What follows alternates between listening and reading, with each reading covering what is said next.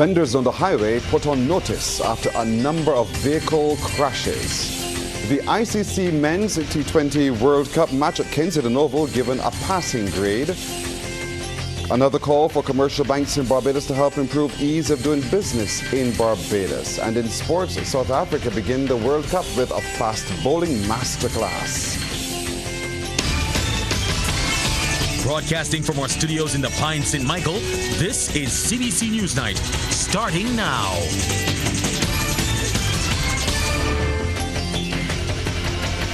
Good evening, I'm Pearson Bowen.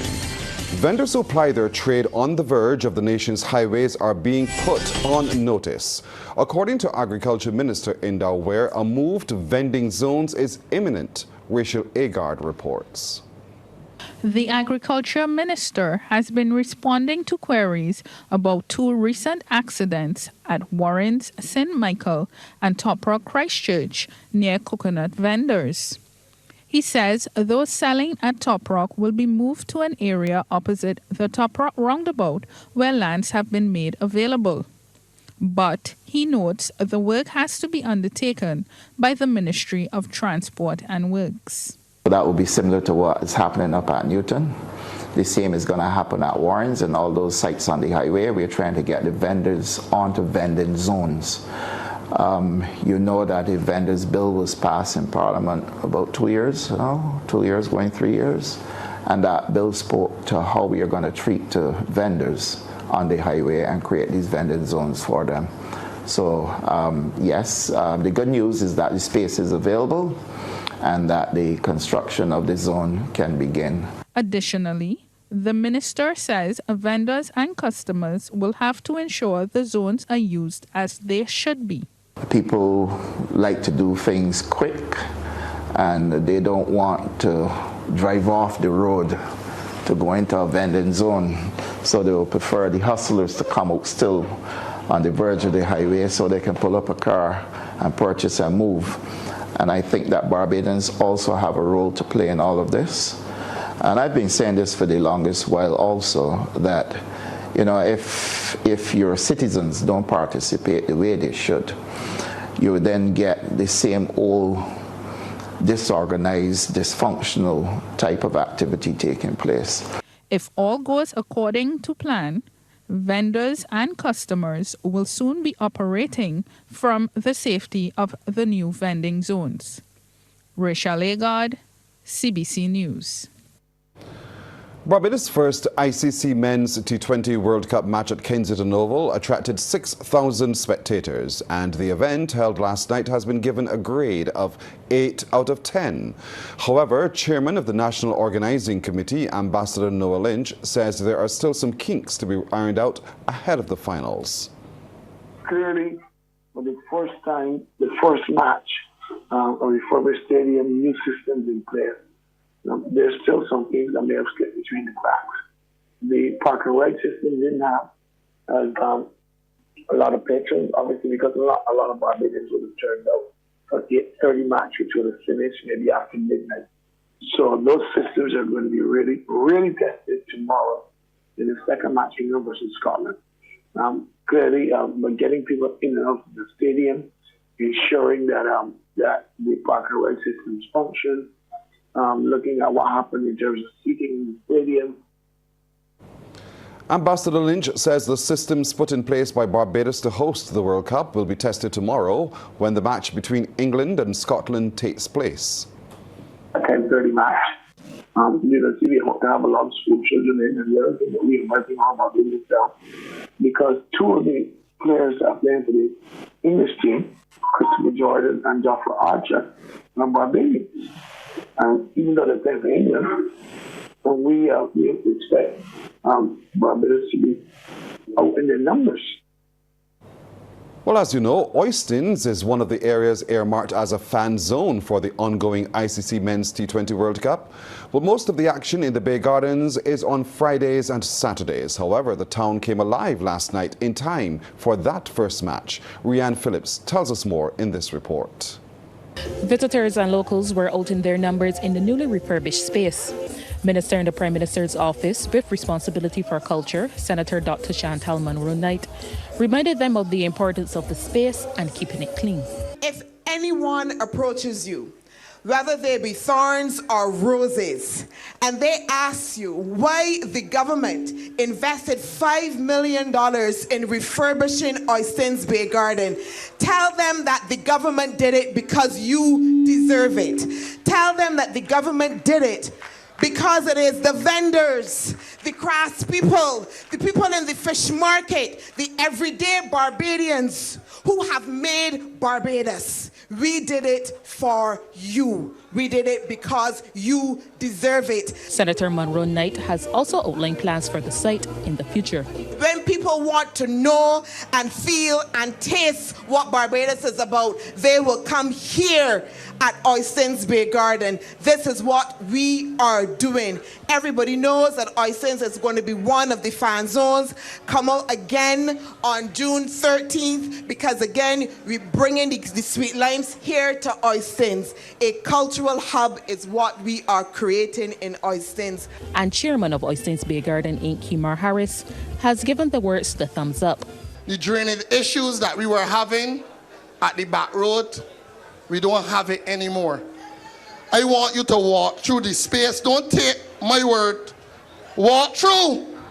What I will say is that money has been well spent in Oistins Bay Garden. Following the speeches, the crowd enjoyed a special edition of Sunday School from Lil Rick. Rianne Phillips, CBC News. Financial institutions in Barbados are being encouraged to reduce the time it takes for people to conduct business. The call has come from Minister in the Ministry of Economic Affairs and Investment, Senator Chad Blackman. He says by doing so, it will help Barbados standing in the Ease of Doing Business Index. Oftentimes, a person might say, okay, I got a little hour here. I want to go and pay this bill, or I want to go and change a check, or whatever. And oftentimes, you spend more time in the bank than you should. And therefore, I want to use this opportunity also to say to our banks that notwithstanding, of course, they're offering excellent services and products to the market, the service time for ordinary people going into the bank has to be reduced. It has to be reduced. And I'm sure many people on watching this program will agree. Because why? It increases productivity. Senator Blackman was a guest on the current affairs program The People's Business last night, which focused on resilience, growth and opportunities. He's pointed to the economic potential of locally grown products like aloe vera, which he believes can be mass-produced and exported for use in a wide range of beauty products. And household may be saying, okay, watching this discussion right now, how can I, a small farmer or a mom of 3 or 4 children, I have some aloes in the back, but how do we get these aloes in the back into Nairobi or into Ghana or into Hong Kong? And oftentimes, if you do it alone, the costs are prohibitive because, of course, you don't have critical mass. But there is room for consortiums, and there's room for collective small players forming companies together. So therefore, you bring all of your resources together for export. And that is the direction that we have to look at. Because why? There are opportunities on the global horizon right there for us. And we have a lot of indigenous things that are uniquely Barbadian, of high quality, that the world needs. We'll take a break, but coming up, we'll tell you what's being done to spot eye problems in children from an early age. Local tourism officials are doing their utmost to strengthen the island's culinary offerings by training chefs. This morning, the Barbados Tourism Marketing Incorporated launched its 3rd edition of its Junior Chef Cook-Off competition. The 10 participants were revealed at the BTMI's Warren's offices. Now, apart from being immersed in local culture, the BTMI's Director of Communications and Public Relations, April Thomas, says the junior chefs will also receive certificates for training thanks to a new partnership with the Jean and Norma Holder Hospitality Institute. This year, they will be gaining certification in basic trade cookery and module certification within the Level 1 Food Preparation Caribbean Vocational Qualification, or CVQ, upon completion of their training phase. So this ensures that everybody that's participating in this competition, even if they don't get that top spot, they're still getting this official training that's going to be able to get them to the next level of their culinary degrees. And the Institute's acting director, Roderick Prescott, says they're happy to be on board with the BTMI's competition. These certifications will benefit you not only locally, but also internationally. They're recognized. So you can, after the competition and you pursue your education, you pursue other endeavors, and you want to travel overseas, these certifications will allow you the opportunity to pursue them and pursue them with an advantage over other persons. Although the island is returning to a state of normalcy following the height of the COVID-19 pandemic, it seems more parents are still hesitant to send their children to nursery schools. Principal of the Talma Barry Nursery at St. David's Christchurch, Katie Riley, has described enrollment numbers for the upcoming school year as being still down compared with the pre-pandemic period. I find that since COVID, we have not gotten our numbers back up, so they're coming in really slow. So I actually want to say at this time we're still accepting applications for our new students. So we have like about 20-something who've already enrolled, and we have space for 65.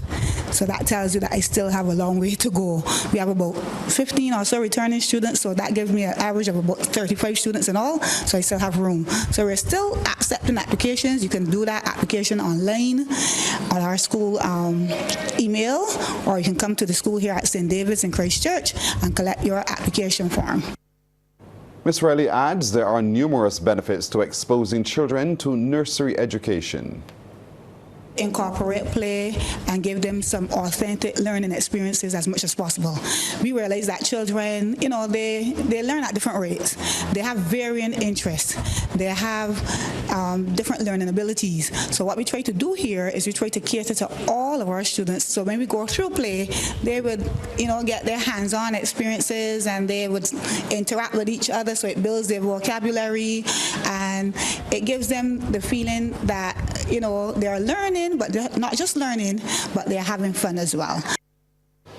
Efforts are being made to screen children for eye problems in their first year of primary and secondary school. The disclosure from general and pediatric ophthalmologist at the Queen Elizabeth Hospital, Dr. David Callender. Speaking at the QEH Public Health Talk, Dr. Callender noted there can be difficulties identifying children below the age of 6 with vision problems. In the past, we depended on the teachers in the schools or some doctors or parents to identify kids who may have a problem with their vision, and then they refer to the school or clinic. What we're hoping to do going forward is to screen school children in the first year of school if possible. And also, like we did last year in our pilot project, screen first formers after they've done the combination exam. So we catch them when they start in school and when they go to secondary school. And what we're hoping to do is find these children who may have problems rather than wait for somebody to think they may have a problem and refer them. With the countdown to the official start of crop over well underway, the Caribbean Broadcasting Corporation is playing its part to get the festival vibe going. Over the weekend, it hosted the first South Rum and Soca line for the 2024 season at the Thelma Bar in Riverland, St. Philip. Marketing specialist Nicole Collins spoke of the importance of the event. For 2024, CBC is feeling the festival big on everything. And of course, feeling the festival, we could not feel the festival without coming out into the communities. We're coming out into the communities with South, Rum and Soca. We're in our second year. Last year we did South and Soca. This year we've added Rum to the initiative. So it's now South, Rum and Soca. We're here at Talmadge Sports Bar and Grill, Riverland, St. Philip for the first of 5. Next week we go to Lower Carlton, first and last bar, and Lower Carlton St. James. What does this mean for the Caribbean Broadcasting Corporation? This gives us an opportunity to bring about an awareness of some hideaways in Barbados where people can get some good sauce, some good rum, and of course some good soca. 98.1 The One's hyperdrive team of MHK and Inchi hosted that event. The duo is set to play an integral role for the remainder of the season.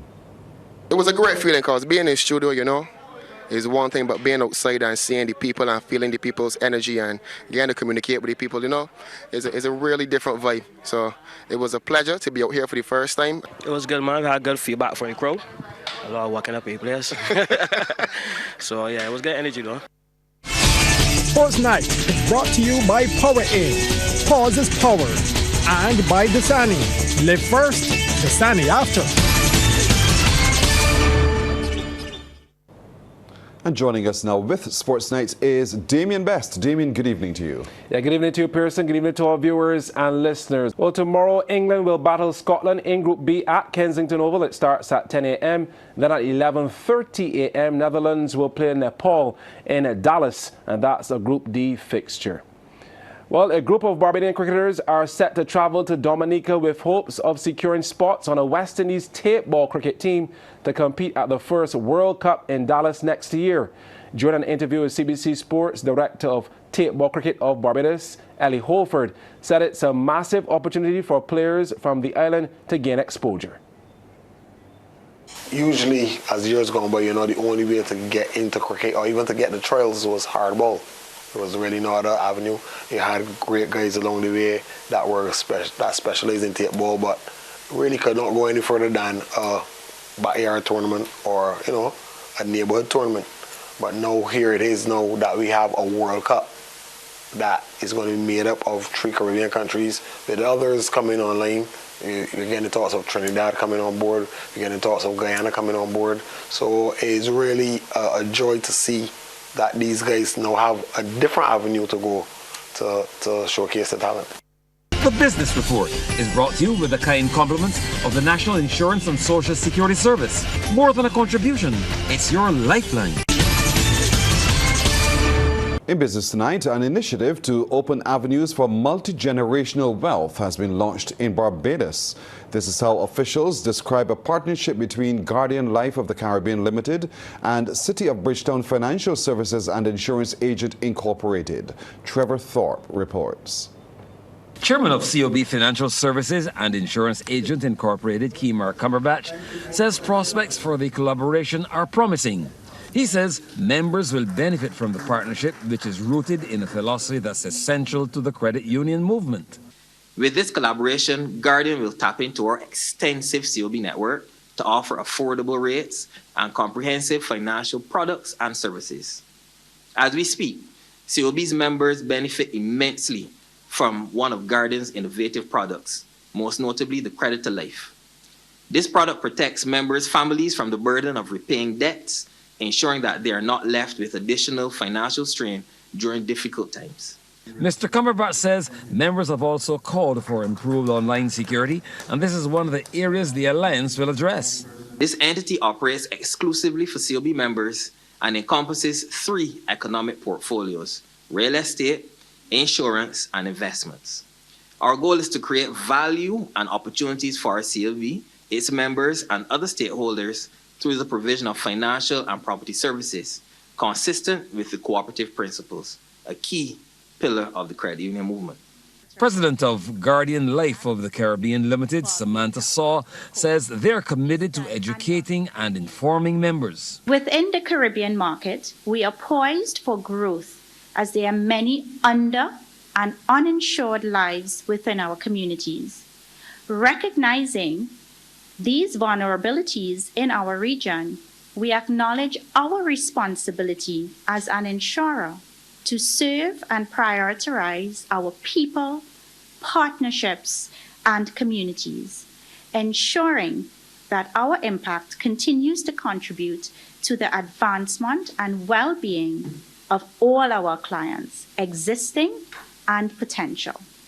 Company officials say it's a significant moment for both partners. Trevor Thorpe for the Business Report.